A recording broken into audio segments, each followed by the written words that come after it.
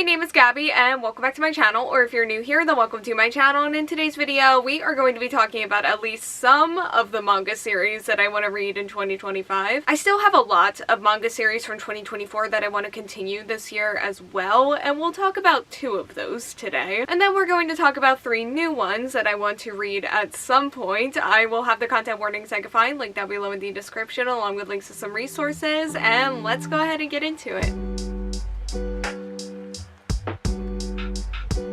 And we are going to start with Komi Can't Communicate by Tomohito Oda. And this follows our main character Komi, who has extreme social anxiety and wants to make 100 friends. And then this also follows her wallflower classmate, who makes it his mission to help her accomplish that. So this series has either ended or is very, very close to it at the time I'm filming this, and I saw some things about the later half of this series that just kind of make me sad. About how it's not nearly as good towards the end of the series as it was in the beginning, and yeah, I refuse to believe that until I see it for myself, that is, and even then, I think I may have way too much love for this series at this point that I think they might just get away with whatever, because this is already one of my favorite anime series, and the few volumes that I've already read from it were fun and relaxing and honestly very comforting, which is what I've always gotten from this series, and I want more of that. I also really want to see more of the romance. We will be starting 2025 at volume 4, and yeah, we'll see how far I get. Next we have Witch Hat Atelier by Kamome Shirahama, and this is set in a world where everybody seems to take magic for granted, and our main character Coco, she really wants to be a witch. It is her dream, but she wasn't born with the gift for magic. She's about to give up, but that all changes when she meets a traveling magician who is performing magic in a way that she's never seen before. And she quickly learns that what everybody else knows about magic may not be the entire truth, and her dream may not be as far away from her as she originally thought. I suspect that me and this series are about to have a really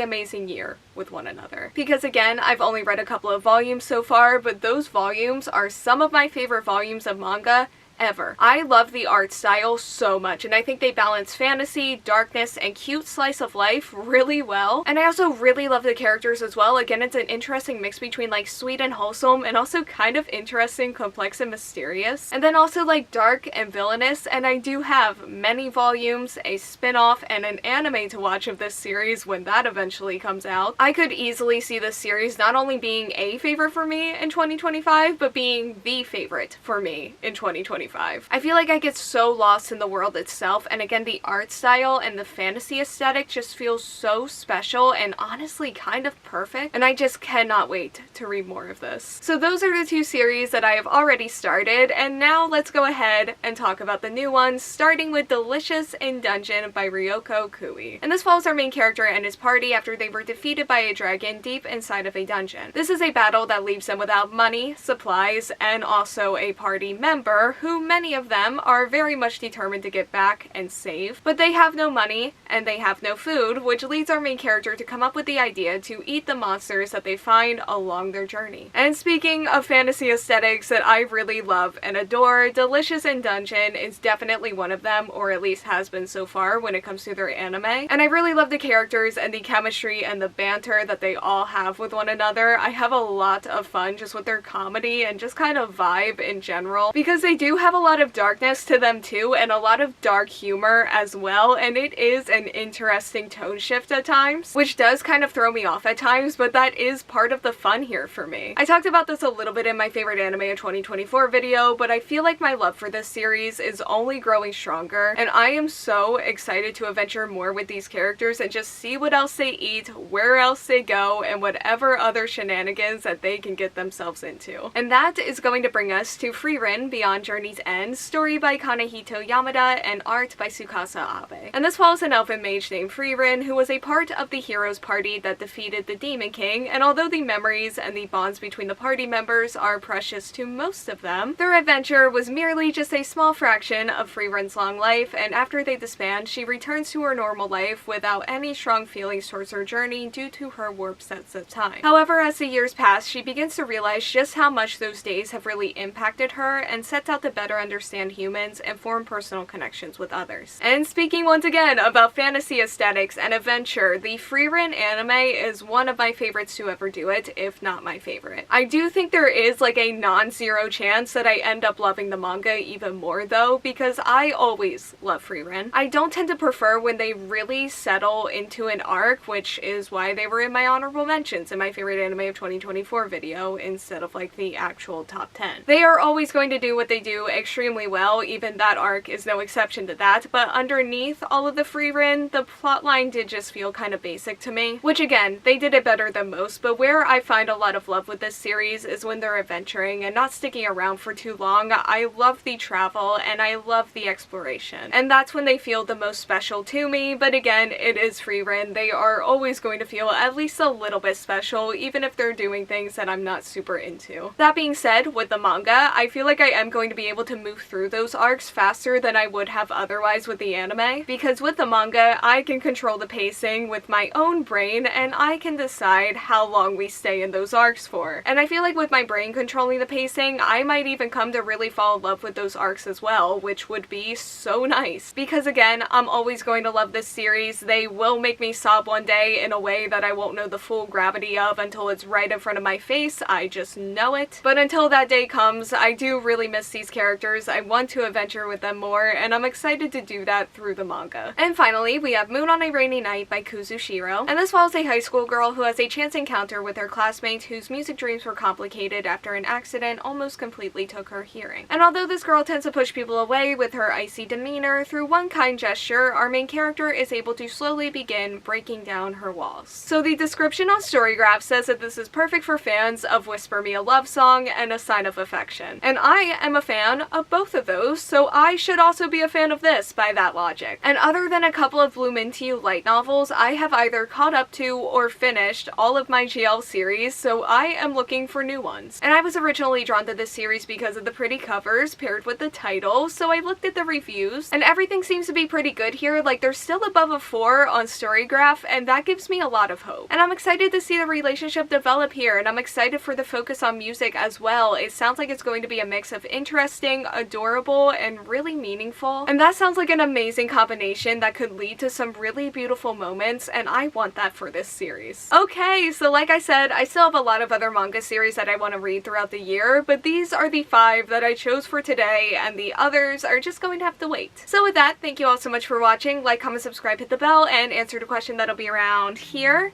if you want to do that, and hopefully I will see you here next time. Bye!